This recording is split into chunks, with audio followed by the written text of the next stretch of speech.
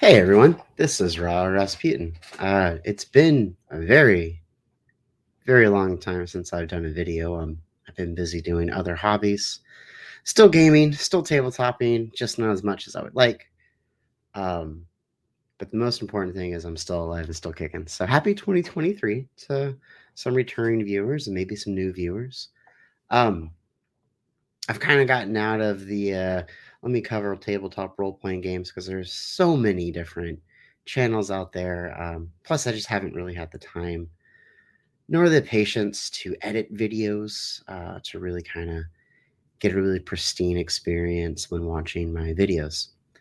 But I do want to talk about the new open gaming license that Wizards of the Coast has decided to put out. And the reason why I'm even bringing this up is because it was just random Facebook message. Hey, what do you think about this? And I just didn't really give too much thoughts into it until I started kind of sitting down and thinking about it.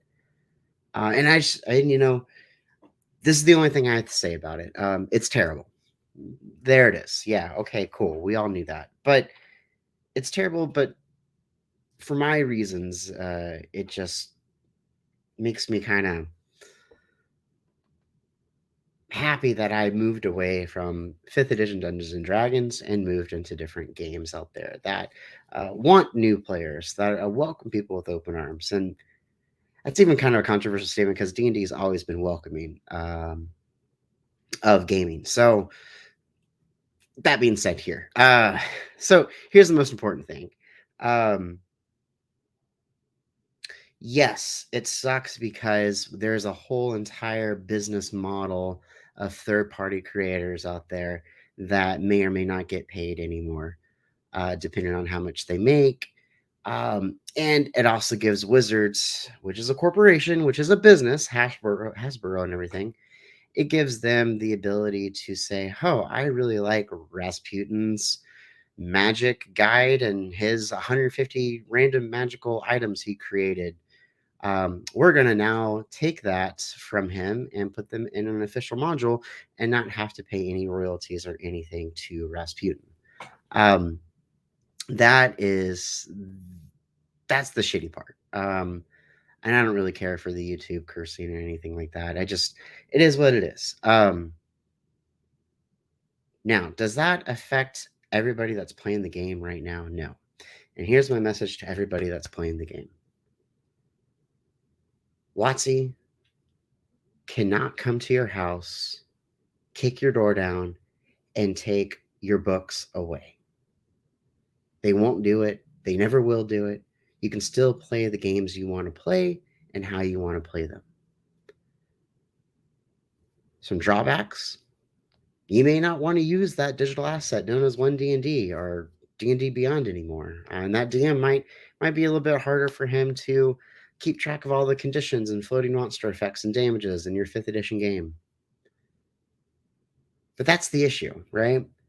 We've come to the part in our hobby where everything's getting digitized, which is a good thing, but it also takes away from the personality of the game. Everybody has the ability to kind of get on their phone and look up the rules. That's great. I'm a big fan of that. In fact, you should read your rule books when you buy a tabletop role playing game, a system. You, as a player, and this is me as a DM telling people as a player, you are responsible for knowing your character. It's not my job to say, hey, you could have used a bonus attack here, here, and here, right? Um, you should know how to create a character outside of a digital application. It's not hard. It's very simple math. It's laid out for you, step by steps in books. Um, and here's my plea, or not even plea, but my advice, which is take it or leave it. I have one thing on itch.io that I've written for, you know, old school essentials or a D&D OSR clone. Um, this might be your opportunity to break out and do some really fun games, fun settings, fun systems. That is not D&D. That is not tied to the D20. They're not going to come down and take your collection away. And if you're a tabletop gamer like me and a DM, You have a ton of assets available. You have your books that you've amassed throughout the years. You have PDFs that you've amassed throughout the years. You can get free primers for a lot of these games. In fact, you can grab an Old School Essentials primer or a Lamentations of the Flame Princess primer for free. You can grab the whole Lamentations of the Flame Princess rulebook if you really want to, without the art. But part of the hobby is supporting the artists, supporting the fact that they did some really neat, interesting details when they made this book, not just glue, but sewn binding.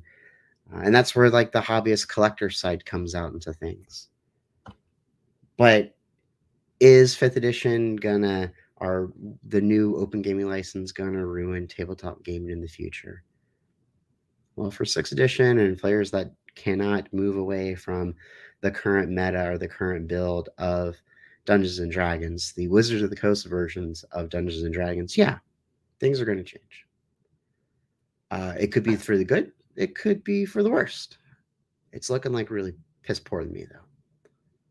But for people out there that are going, okay, well, I can't support this anymore. You have something that no one else has. It's very unique to you. It's called buying power. You have the ability to say, I'm not going to support this, so I'm not going to buy this. You don't have to buy every new current D&D product. In fact, recently I've just started going and buying old products. And you should get it while you can. The Rules Encyclopedia, grab it. 32 bucks. Yeah, it's a PDF, but hey, there you go. Then you have the first and second edition of Dungeons and Dragons in your hands with all the adjusted rules and everything that's needed to play that game. The only book you'll ever need. Or you can explore different systems. Old School Essentials. It's really hard to see because it's a black book, but this is Old School Essentials. There you go. Kickstarted it recently. It is Dungeons and Dragons, but cleaned up with some modern new takes on it, like Ascending Armor class. And you can get that through Neurotic Gnome, I believe, or Exalted Funeral. You can go to these websites that have all these different games, and you can buy these games and play these games with people, right? Get these games out there. If you want your grimdark um, setting and you want a very simple system, you can use Warlock right there. Great system, D6 only. Like, who doesn't have D6s? If you really want to get simple and play a really easy game for a kid to understand, pick up Easy D6. DM Scotty does amazing things, right? In fact, I've had the most fun recently DMing an Easy D6 game that is not crazy. It is going back and enjoying the role playing experience. I think in that game, we had one combat encounter for a 5 hour game session, for the 5 hour game session. The rest was world building and role play, and it was great. And the system, the mechanics makes it so simple for someone to understand. Can my character do that? I don't know. You're a skald, which is essentially the bard. Sure. Just don't roll a one, because of ones you fail. And you're gifted in this, so you get to roll 2d6s instead of just 1d6. Cool. Don't roll a one, right? Like it makes fun. It's a great system. HP is super simple. You have 3 strikes or 5 depending on the character class you build, right? For the DM, math is super simple. Hey, this creature only has 2 strikes. Okay, cool. That means a player has to only hit them 2 times for that creature dice, right? But they might have a boon to melee. They might have 3d6s and, everything hits on 3 or higher. That could take out a large group of person or a person that could take out, and vice versa for the player. So there's a lot of swing, right? And you can create these really cool epic fantasy stories that we all love, right? That kind of got us into the hobby in the first place. I was not introduced in Dungeons and Dragons through my parents.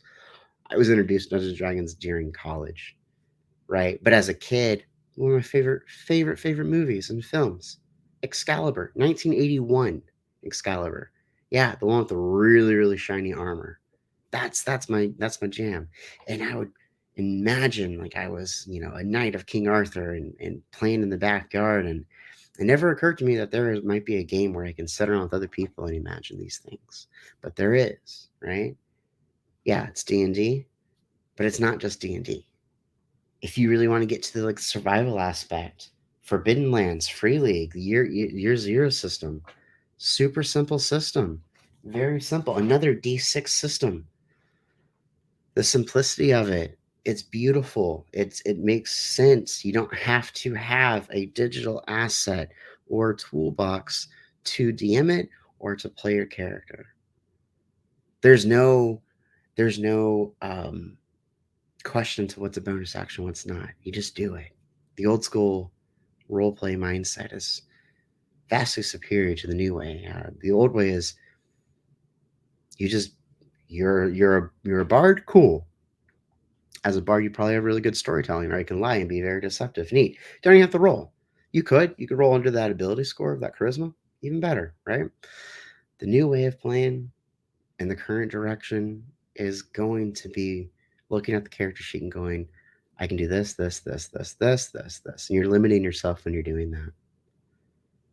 And this just further feeds into it with the new 1D&D and with the open gaming license. You're going to be limited into the options and choices you have as a player or as a DM, and you have the ability, you have that buying power to play a game that's not the current version of Dungeons and Dragons.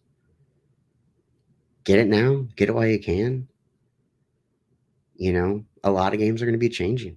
I have a copy of Shadow Dark, which is a great little rule set system. Um, the creator of that just 2 hours ago put out a video saying, "Hey, I'm gonna have to do a complete rewrite of this so I don't violate any open gaming licenses." Right? Beautiful system, and I'm excited for something new, something outside of the D20 system. It can be a D6, it can be a D4, it can be any kind of. It doesn't have to have dice. You can use playing cards. I don't care, right? But you're not restricted to the new meta or the new build of which is the coast version of Dungeons and Dragons, and that's the point I'm trying to make. I hope a lot of new 5e players that maybe cut their teeth in 5e. I hope they are upset about this, and I hope they go, you know what? I want something different, and that's just my hope. And at the end of the day, like it doesn't matter what game you play, doesn't matter what rule set, does not matter with this system. What matters is getting around that table, rolling dice with a bunch of friends. So, with that, I'm just going to say this: may your rules be high, or may they be low, depending on your system. But the most important thing is sitting around a table and rolling that dice. I hope you have a wonderful rest of the evening.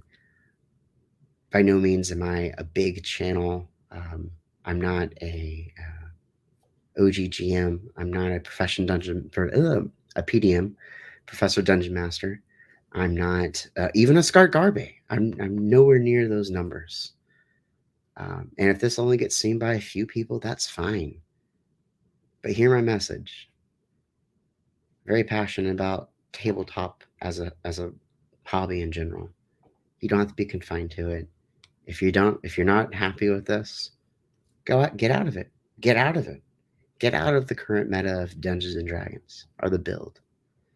Explore different systems. And I'm really hoping a lot of these third party big publishers, right? Get out of it and try different games. I'm really excited for the indie game market moving forward, because I've made this analogy once before. I'll make it again. Dungeons and Dragons is the Walmart of role playing games. You know what you're going to get? It's the same, whatever location you're at. Um, there are better games out there that specialize and do what you want that game system to do. If you want horror, Call of Cthulhu, Mothership, murder mystery, investigation, they have those games, right? You're not bound by a D20. You're not bound by the current version of Dungeons and Dragons. Grab those SRDs while you can. Avast and build that digital library while you still have the opportunity. I don't know if the OGL, the new one's going to take down the old SRDs for Pathfinders or 3.5s, but grab them while you have them. While you have that opportunity, grab them and move forward. Find a different game. It'll be an easier transition for people moving forward because now you don't have to pay $1.55 for a glowing red dagger when a regular dagger is free, but it's not glowing red. You don't have to pay all that. You don't have to have that microtransaction as a DM going, I really want them to fight a green red dragon. Sorry, that made no sense. A red dragon, but I only have a green model. What do I do? Oh, wait, if I pay $2, I can get a green version of the same dragon. Same skin, different color. Sorry, not for me. Um, a dragon's a dragon's a dragon. Really matters on how you, the DM, are presenting the information, right? How the player is envisioning that thing. They don't actually have to see the room and the trap and the miniatures. Sometimes it makes sense for people on a tactical awareness side of things, but you're not bound to that. So hopefully you have some really good rolls, high or low depending on your system, and you enjoy the rest of your night. I'll talk to you later.